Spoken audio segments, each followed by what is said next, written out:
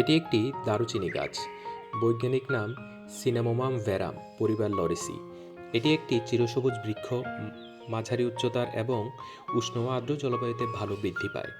দারুচিনির মূল মূল্য থাকে এর ছালে। বাইরের শক্ত স্তর সরিয়ে ভেতরের নরম ছাল শুকিয়ে নিলেই গড়ে ওঠে পরিচিত দারুচিনির কুচি আকৃতি। এই ছালে থাকে ভোলাটাইল এসেনশিয়াল অয়েল, যার প্রধান উপাদান সিনামেলডিহাইড। এটাই দারুচিনির বৈশিষ্ট্যপূর্ণ গন্ধ, স্বাদ এবং কিছু অ্যান্টিমাইক্রোবিয়াল বৈশিষ্ট্যের জন্য দায়ী। পাতাগুলো সাধারণত লম্বাটে, ত্রিশিরা স্পষ্ট। গাছ তরুণ অবস্থায় পাতায় লালচে আভা দেখা যেতে পারে, যা ধীরে ধীরে সবুজ হয়ে যায়। এটি ক্লোরোফিল সঞ্চয়ের একটি স্বাভাবিক প্রক্রিয়া। দারুচিনি শুধু মশলা নয়, এটি উদ্ভিদের সেকেন্ডারি মেটাবোলাইটের একটি চমৎকার উদাহরণ। প্রকৃতিতে এই যৌগগুলো পোকামাকড় ও রোগ জীবাণুর বিরুদ্ধে গাছকে রক্ষা করতেও সাহায্য করে। একটি ছোট ডাল, একটি পাতাও আমাদের মনে করিয়ে দেয় প্রতিটি গাছই হলো একটি সম্পূর্ণ জৈব রাসায়নিক ল্যাবরেটরি।